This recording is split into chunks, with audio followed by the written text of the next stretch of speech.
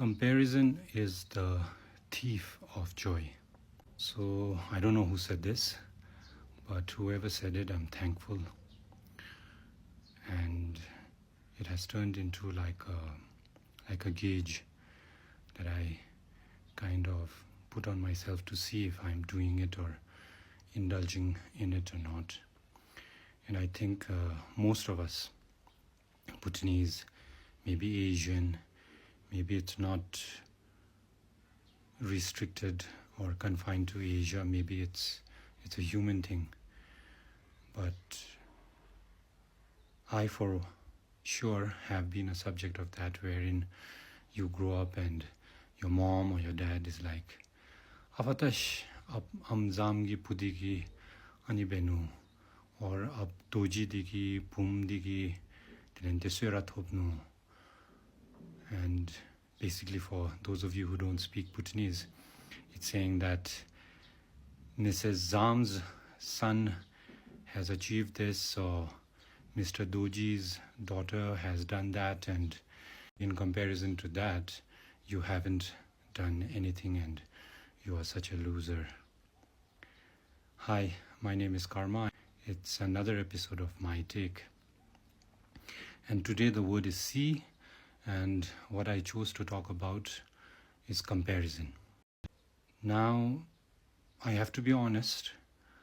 I won't say that comparison doesn't have its space or shouldn't be a thing that we as a human race indulge in, because I'm sure it has its plus points and it can be used in a comparatively nice way. But for me personally, growing up as a kid, never quite understood it, and it always made me feel like I was not enough. I was never really catching up. There was always a neighbor or a mom's friend or a dad's friend or their child who was doing much better, and it always made me feel like I was not enough. And that's why the concern, and that's why I'm talking about it today on My Take. And while before comparison was confined to maybe before Bhutan got our motorable roads, comparison was within the household, within the village, at best within the Chiog or not even the Geog.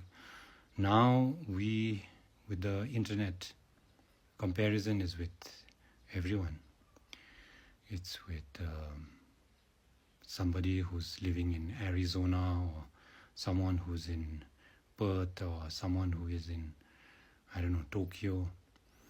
And another scary and alarming thing is, before it used to be like, if you're comparing yourself to Michael Jordan, there was some part of you which felt like, all right, I'm probably not going to be flying off from the free throw line and dunking.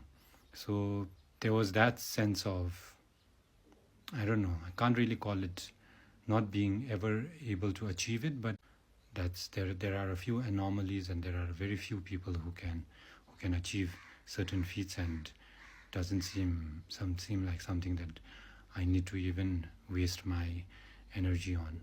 But now it's like somebody who's 23, somebody who's just out of high school, or is somebody who's still in college and is down in Bali and he's got his own yacht, or so that makes it all the more scary, because then you feel that, oh, he or she is just like me, and why am I the loser, and why am I not being able to achieve that? And while I was thinking about today's My Take, and I was thinking about it, I won't say that you need to totally do away with it, and you might find a healthier way of maybe using comparison, and I would love to hear your thoughts if you can share it on the comments. But for me, one way I use comparison is, in one of my takes I spoke about suffering, and without having suffered or without having felt pain, you cannot know relief, and in some sense you cannot recognize happiness. So in that sense, I guess comparison in that way, I guess for the human mind and for our human evolution, I think it makes sense. Another thing, as I was about to press record and record this my take, I was thinking about is, if you are going to sit down and compare, then as persons, as individuals, I think, how about comparing being an optimist in comparison to a pessimist? And here the caveat is, as a teenager, like, I was hardcore pessimist until I went for my retreat down in Dagana, and even after that, it still had stains and side effects of having grown up being a pessimist. And I don't know if my mom and dad comparing me to the neighbors and to other children of their social circle had anything to do with it. And I'm not entirely putting the blame on them as well. But for me, over the years, and especially since vision loss, I have trained myself, and it's an ongoing training, I'm still a work in progress, I have trained myself to see the glass as half full instead of half empty. And food for thought is the fact that if you're a pessimist, and if you are right, if what you are predicting and what you are assuming might happen if you did any of the things that you were pessimistic about, and if it came true according to your prediction, then I find that there is no one who really wins in that scenario. Whereas if you're an optimist, and if you thought of something which seemed probably impossible and you still went ahead and tried it and it didn't work out and you weren't able to achieve it, at least during the journey and during the progress of it, during the time that you were thinking that you might be able to achieve it, even if it's a false sense of well-being, at least during that time, you would have found joy. And that's what I wanted to share today.